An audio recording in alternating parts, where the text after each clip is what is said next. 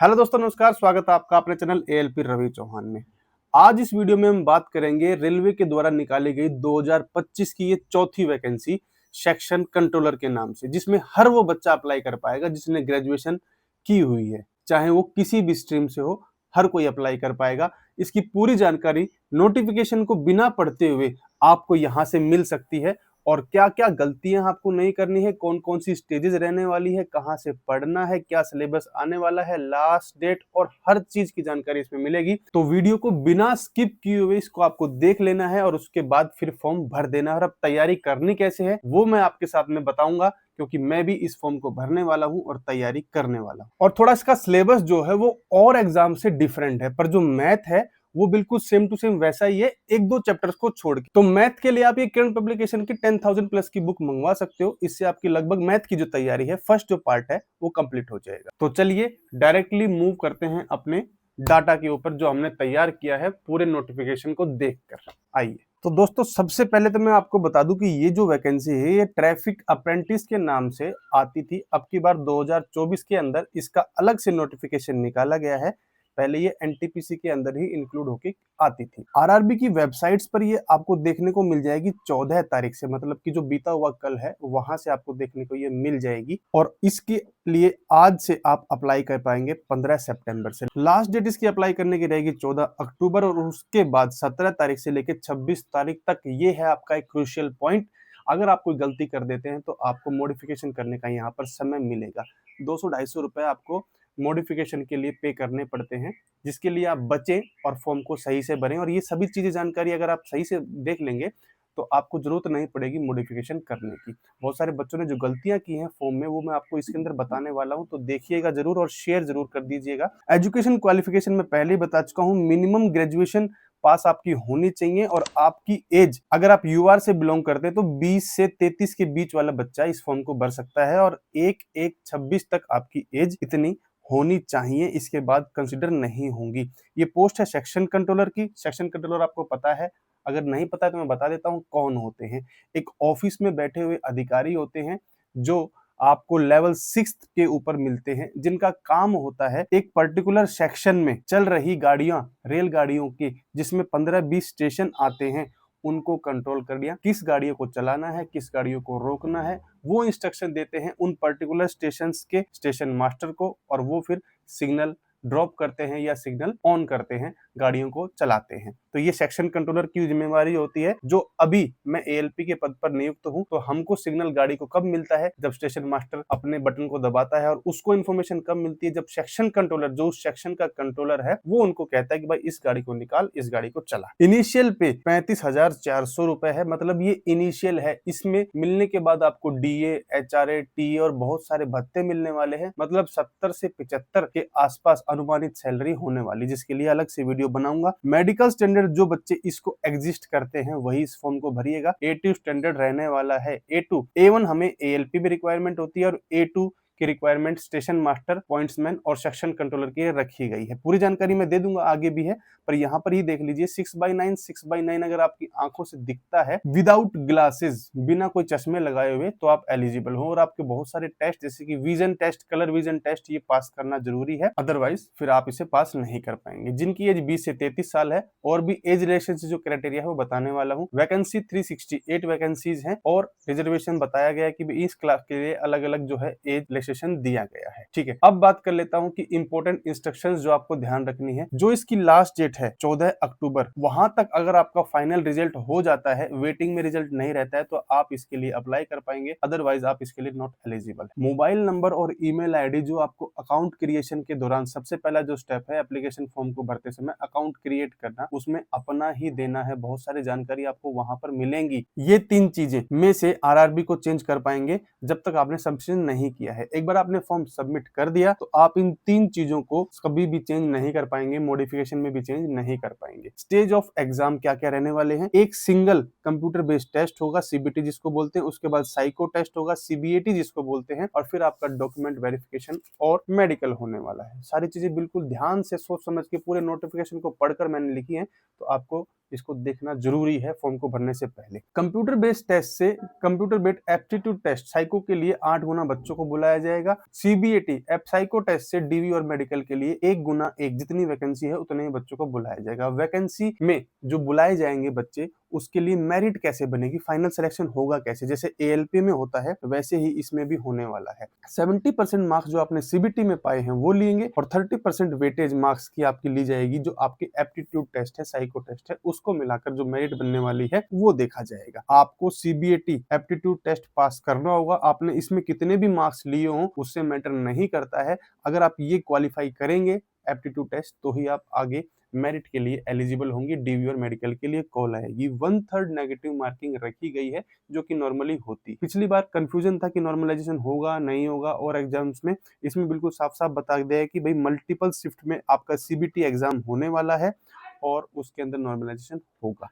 CBAT आपका केवल एक ही दिन में होगा, तो उसके लिए कुछ बताया नहीं है, मतलब उसमें नहीं होगा। जो भी बच्चे एससी या एसटी कैटेगरी से बिलोंग करते हैं, फॉर्म को भरते समय एक कॉलम आता है कि क्या आप फ्री ट्रेवल पास अथॉरिटी लेना चाहते हैं, तो उसमें आपको यस टिक के बाद ही आपको उसका फ्री स्लीपर पास की अथॉरिटी मिल जाएगी। हर स्टेज के लिए जब आपको बुलाया जाएगा उसका पास आपको फ्री में दिया जाएगा आने जाने। मेडिकल स्टैंडर्ड बहुत ही इंपॉर्टेंट चीज है, आपको यहाँ पे इसको जरूर देख लेना चाहिए। A2 स्टैंडर्ड की रिक्वायरमेंट है, उससे नीचे नहीं चलने वाला है। उसमें क्या क्या देखना होता है, जो आपका डिस्टेंट विजन रहता है, जब आप दूर से किसी बैठकर 6-7 मीटर से जो अल्फाबेट देखते हैं, जो नीचे सबसे छोटे वाले अल्फाबेट होते हैं, अगर आपको वो दिखते हैं तो इसका मतलब है आप 6/6 है। उससे जस्ट ऊपर वाले अगर आप देख पाते हैं तो आपकी आई 6/9 के लिए क्वालिफाई होती है। तो आपको देख लेना है कि आपका 6/9 विजन है या नहीं है। नियर विजन, जब आप पास की चीजों को पढ़ते हैं तो 0.6 होना चाहिए, विदाउट ग्लासेस दोनों में होना चाहिए। थोड़ा सा मेडिकल स्टैंडर्ड जो है वो एक्स सर्विसमैन का थोड़ा सा डिफरेंट रहने वाला है। अब आपको पास क्या करना पड़ेगा मेडिकल स्टैंडर्ड में? A2 फिटिंग के लिए आपको कलर विजन टेस्ट पास करना पड़ेगा, बाइनोकुलर विजन टेस्ट पास करना पड़ेगा, नाइट विजन टेस्ट और मायोपिया विजन टेस्ट पास करना पड़ेगा। जिन बच्चों ने सर्जरी करवाई हुई है, नोट है भाई बिल्कुल बहुत इंपॉर्टेंट, ठीक है, जिन बच्चों ने लेसिक सर्जरी करवाई है या आईज की किसी भी प्रकार की सर्जरी या ऑपरेशन करवाया हुआ है, वो इसके लिए नॉट एलिजिबल हैं, याद रखिए। एज लिमिट क्या क्या रहने वाली है सभी की बता रहा हूँ इसके अंदर। यूआर अगर आप अनरिजर्व किसी भी कैटेगरी से नहीं है और अनरिजर्व्ड हैं तो आप 20 से 33 साल तक इस फॉर्म को अप्लाई कर पाएंगे। अपर एज लिमिट मतलब इस तारीख या इससे ऊपर वाले बच्चे इस फॉर्म को भर सकते हैं, और लोअर इस तारीख तक वाले बच्चे इस फॉर्म को भर सकते हैं। अगर आप ओबीसी से हैं तो आपको 3 साल की छूट एक्स्ट्रा दी गई है, मतलब 36 साल तक इस डेट वाले से ऊपर तक के बच्चे फॉर्म भर सकते हैं। SC ST कैटेगरी वाले 20 से 38 इस एज तक के बच्चे से ऊपर वाले फॉर्म भर सकते हैं, मतलब 5 साल की छूट इसमें दी गई है। अगर आप एस सर्विसमैन कैंडिडेट हैं तो यूआर या ईडब्ल्यूएस कैंडिडेट हैं तो 3 साल एक्स्ट्रा, इससे 3 साल एक्स्ट्रा आपको मिलेंगे। ओबीसी नॉन क्रीमी लेयर में आते तो 6 साल, 33 में 6 और जोड़ दीजिए 39 साल तक, और SC ST कैटेगरी में आते हैं तो 33 में 8 और जोड़ दीजिए।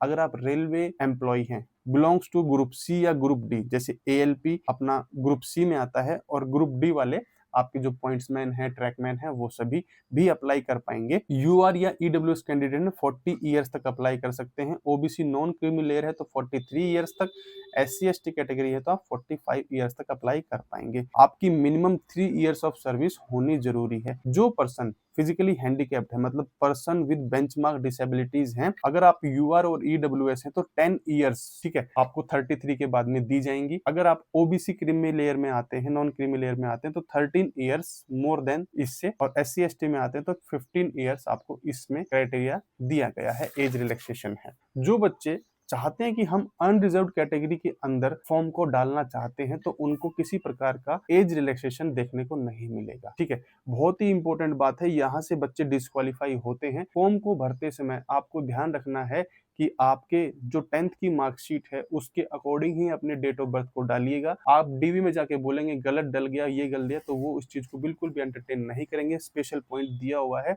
अदरवाइज आपको डिस्क्वालीफाई कर दिया जाएगा। तो फॉर्म भरते समय छोटी छोटी गलतियों को आप बिल्कुल मत कीजिए। एग्जामिनेशन फीस, यूआर और ओबी से बिलोंग करते हैं तो आपको 500 रुपए के फॉर्म भरते समय देने होंगे, और 400 रुपए आपके रिफंड हो जाएंगे कंडीशन के अकॉर्डिंग। अगर आप इन कैटेगरी से बिलोंग करते हैं, SC ST PWBD EBC minority community, female हैं या एक्स सर्विसमैन या ट्रांसजेंडर हैं या विंडो है, तो भी आपको 250 रुपीज फॉर्म के पे करने पड़ेंगे और आपको ये 250 के 250 रिटर्न हो जाएंगे। कब? जब आप सीबीटी अपीयरिंग होंगे, मतलब आप सीबीटी का एग्जाम देकर आ जाएंगे तो फिर ये आपके रिफंडेबल रहने वाले हैं। यूआर ओबीसी के 400 रुपए और आपके 250 रुपए आपको वापस मिल जाएंगे। अगर आप ईबीसी मतलब इकोनॉमिकली बैकवर्ड क्लास से बिलोंग करते हैं, ठीक है, तो आपको वहां पर फॉर्म भरते समय पेश करना होगा बीपीएल कार्ड या इज्जत एमएसटी कार्ड, जो कि रेलवे के द्वारा प्रोवाइड किया जाता है, या कोई सर्टिफिकेट जो आपको सेंट्रल गवर्नमेंट के द्वारा इशू होता है, वो सारा आपको प्रोवाइड कराना पड़ेगा। 14/10/25 मतलब ये आपकी जो लास्ट डेट है फॉर्म को भरने की,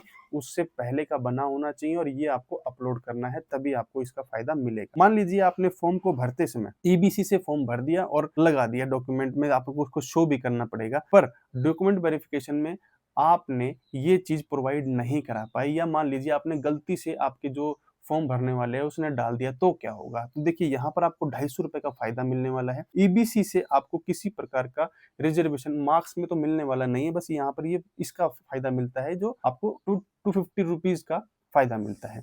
तो अगर आप वहां पर पेश नहीं कर पाए ईबीसी सर्टिफिकेट, तो आपको यूआर के अंदर कंसिडर किया जाएगा और आपका एक चालान बनाया जाएगा। 250 रुपए जो आपने कम पे किए थे उसको आपको किसी स्टेशन पे जाके पे करके आना होगा। ये कहानी रहती है। अब कौन कौन ईबीसी के अंदर आते हैं? जिनकी फैमिली इनकम 50,000 से लेस होती है, वो एनुअल इनकम जिनकी कम होती है, वो वैलिड इनकम सर्टिफिकेट आपको प्रोवाइड कराना पड़ेगा। बीपीएल कार्ड, इज्जत कार्ड, एमएसटी जो इश्यू रेलवे के द्वारा किया जाता है वो। फॉर्म को भरते समय आपको, अगर आपने ईबीसी से फॉर्म भरा है तो आपके उसमें पूछे जाने वाले हैं कार्ड नंबर। आपका कार्ड नंबर क्या है, इशू कब हुई थी, किस डेट को, किसने इशू किया था, प्लेस कहाँ इशू था और कौन से स्टेट से इशू हुआ है, ये सब आपको वहां पर देना पड़ेगा। अब जो बच्चे ओबीसी क्लेम करते हैं, जैसे मान लीजिए कई स्टेट्स में ओबीसी में आपकी कास्ट आती है पर सेंट्रल में वो नहीं आती है ओबीसी के अंदर, तो वो एलिजिबल नहीं हो पाएंगे ओबीसी रिजर्वेशन के लिए अपनी इस वैकेंसी के अंदर।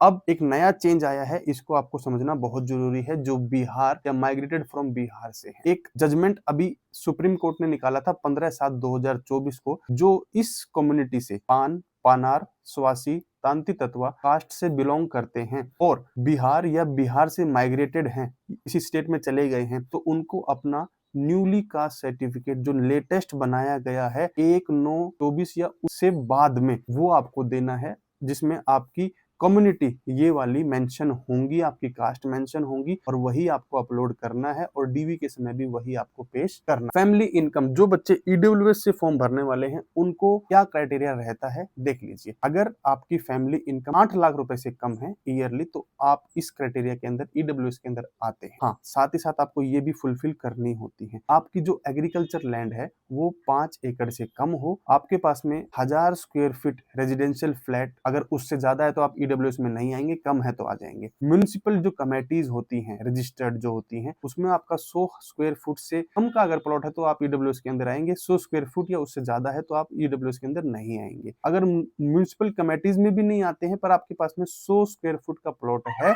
तो भी आप इस ईडब्ल्यूएस में नहीं आ पाएंगे, इससे कम का है तो आ पाएंगे। अब ये इशू कौन कौन कर सकता है, कौन कौन को एलिजिबल माना गया है, फोटो भी लगा दूंगा, यहाँ पे मैंने लिख भी दिया है। District magistrate, additional district magistrate, collector, DC, ADC, SDM, taluka magistrate, tehsildar या सब डिविजनल ऑफिसर आपके एरिया का, इसको आपको प्रोवाइड करा सकता है। अगर ये एक्स सर्विसमैन कैंडिडेट्स नहीं मिलते हैं तो ये जो वैकेंसीज हैं आ जाती हैं, जो और वैकेंसीज हैं उनमें चली जाती है। जो बच्चे रेलवे या सेंट्रल एम्प्लॉइज हैं या प्राइवेट एम्प्लॉइज हैं, उनको एनओसी प्रोवाइड करानी होगी, कंपलसरी है डीवी के दौरान। अब रिक्रूटमेंट प्रोसेस जो कि इंपॉर्टेंट पार्ट है वो देख लीजिए कैसे रहने वाला है। सिंगल स्टेज कंप्यूटर बेस्ड है, मतलब एक ही सीबीटी होने वाला है। ये आपका साइको होगा, डॉक्यूमेंट वेरिफिकेशन और मेडिकल होगा, बहुत ही इंपॉर्टेंट सीबीटी। इसमें वैकेंसी को देखकर मुझे ऐसा लगा कि हाँ, जैसी वैकेंसी है वैसा ही टेस्ट लिया जा रहा है। इसके अंदर चेंज हुआ है बहुत सारा। सीबीटी उसमें आपको 120 मिनट मिलेंगे, मतलब 2 घंटे। मैं देख के अचरज रह गया कि यार 2 घंटे मिलने वाले हैं केवल 100 मार्क्स के लिए, जहां पे 1.5 घंटा मिलता था। मतलब कुछ ना कुछ तो खेला होने वाला है। नेगेटिव मार्किंग आपको पता है, नॉर्मलाइजेशन में बता चुका हूँ, होने वाला है। जो बच्चे क्वालिफाई होंगे सीबीटी से सीबीएटी के लिए, एप्टीट्यूड टेस्ट के लिए, अगर उन्होंने पास होने के लिए रिजर्वेशन कैटेगरी का इस्तेमाल किया, वो पास होकर सीबीएटी में आए रिजर्वेशन से, या उन्होंने एज रजिस्ट्रेशन लिया हुआ है पहले, तो वो हमेशा ही इस वैकेंसी में अपने रिजर्वेशन कैटेगरी में ही रहेंगे, यूआर में नहीं जा पाएंगे। ये रूल पहले से ही रहा है। अब बात कर लेता हूँ कि भाई ये जो 100 नंबर का पेपर आने वाला है इसमें आएगा क्या क्या। देखिए इसमें 3 चीजें हैं। पहला है एनालिटिकल एंड मैथमेटिकल कैपेबिलिटी, ठीक है। इसके अंदर एक पार्ट है मैथ का, दूसरा part data analysis and interpretation, ठीक है। ये 2 पार्ट आते हैं आपके इसके अंदर। उसमें क्या क्या है, ये आपका नॉर्मल मैथ है, पर इसके अंदर भी इन्होंने झोल कर दिया है। वो कैसा, इन्होंने डाल दी है थोड़ी थोड़ी फिजिक्स भी, पावर एंड वर्क भी डाल दिया है, लीनियर इक्वेशन भी डाल दी है, थोड़ा थोड़ा आपका +2 लेवल का मैथ भी डाल दिया है। एपी ये तो 10th लेवल का है, जो कि आपका ये मैथ का जो सिलेबस है किरण पब्लिकेशन की बुक से लगभग लगभग कवर हो जाएगा। ये 10,000 प्लस की आपके पास में अभी अच्छा खासा समय है, ये कवर आप यहाँ से कर सकते हो। करीबन 100 क्वेश्चन आप डेली करेंगे तो आराम से ये 2-3 महीने के अंदर कवर हो जाएगा, ठीक है। डाटा एनालिसिस सेकंड पार्ट जो है आपका, इसके अंदर आपकी जितनी भी डाटा एनालिसिस की चीजें हैं ये सारी आने वाली हैं, जैसे कि वेन डायग्राम है, डाटा सफिशिएंसी है, डाटा अरेंजमेंट है, टेबुलर डाटा है, data representation graphically, chart, graph, scatter plot, pie chart, statistics, curve, distribution, ये सभी चीजें इसके अंदर आने वाली है। मतलब ये रेलवे का एक अनोखा एग्जाम होने वाला है। सेकंड मैंने नीचे लिख दिया गलती से, पहले वो बता देता हूँ, लॉजिकल कैपेबिलिटी। अब लॉजिकल कैपेबिलिटी ये आपका है आने वाला है 20 मार्क्स का, और ये जो पहले वाला था ये रहेगा आपका 60 मार्क्स का। इसके अंदर क्या क्या है ये चीजें मैं आपको दिखा रहा हूँ, ये इसके अंदर है। और रीडिंग कंप्रीहेंशन, मतलब आपको रीडिंग कंप्रीहेंशन जैसे कि अपना इंग्लिश में आता था वो यहाँ पर आने वाला है। मतलब अजीबोगरीब प्रकार का पेपर रहेगा ये, ठीक है। तैयारी मैं करने वाला हूँ, आपको बताऊंगा कैसे कैसे करना है, कहाँ से करना है, चिंता आपको करने की आवश्यकता नहीं है, ठीक है। मेंटल रीजनिंग जो तीसरा पार्ट है, ये 3 ही पार्ट आएंगे और इनसे आपका 100 नंबर बन जाएंगे, ठीक है। इसमें एनालॉगी आएगी, सीरीज कंप्लीशन आएगा, सॉल्विंग कोडिंग आएगा और solving ranking and arrangement based problem आने वाली, जिनके ऊपर मैं अलग से बात करूंगा कैसे कैसे पढ़ना है, कहाँ से पढ़ना है। सब्सक्राइब जरूर कर लीजिए।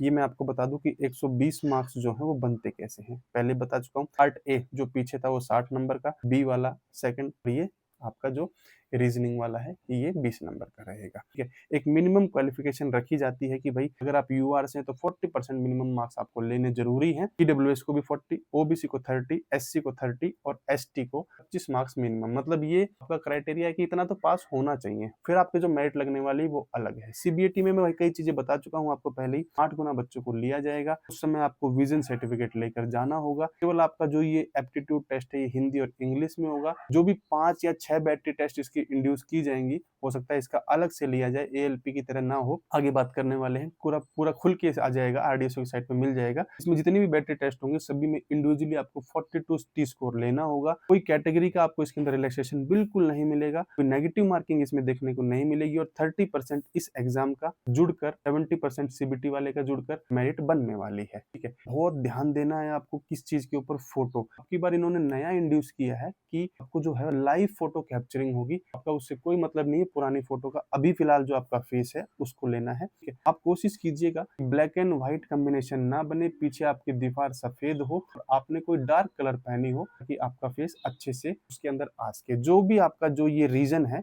फेस खींचते समय कैप्चरिंग करेंगे उसके अंदर आपका जो ये फेस है अच्छे से दिखना चाहिए, कान वगैरह कटने नहीं चाहिए। आप अपनी आंखों के ऊपर किसी प्रकार के गॉगल्स वगैरह ना लगाएं, बालों टोपी वगैरह ना लगाएं, अच्छे से फोटो खिंचवाइएगा, ठीक है। और कोशिश कीजिएगा फॉर्म को जल्दी भरने की, ताकि आप ये जो रश होता है आखिरी के समय में इसमें साइट आपकी थोड़ी बहुत हैंग होने के चांसेस रहते हैं, तो फोटो कैप्चरिंग थोड़ी दिक्कत देती है, ठीक है। और सिग्नेचर आपका जेपीजे या जेपीजी फॉर्मेट में होना चाहिए। कोशिश कीजिए ब्लैक इंक से हो और व्हाइट पेज के ऊपर हो, कंपलसरी नहीं है ब्लैक का, उन्होंने बोला है, ठीक है। रनिंग हैंडराइटिंग हो, आपके ब्लॉक लेटर्स के अंदर सिग्नेचर नहीं लिखना है, ठीक है, ये नहीं होना चाहिए आपको। और मोस्टली जो फॉर्मेट है वो मैं आपके यहाँ पे शो भी कर दूंगा। और आप लोगों को अगर आप तैयारी कर रहे हैं तो फॉलो कर लीजिए। आपको अपने एग्जाम के लिए ऑल द बेस्ट। कंपटीशन होगा इसमें अच्छा खासा। और अभी तक आपने मुझे इंस्टाग्राम पे फॉलो नहीं किया है, जहां पर हम इसी एग्जाम से रिलेटेड छोटी छोटी क्लिप्स को भी शेयर करने वाले हैं और बहुत सारी मोटिवेशनल चीजें भी देते रहते हैं। तो आप एएलपी रवि चौहान सर्च करके हमें फॉलो कर सकते हैं। और फेसबुक पे भी रवि चौहान के नाम से आपको मैं मिल जाऊंगा। और अभी तक सब्सक्राइब नहीं किया तो कर लीजिए। और आपका कोई दोस्त है जिसने ग्रेजुएशन की हुई है और चाहता है कि भाई हाँ पहली सैलरी 70-80 हजार हो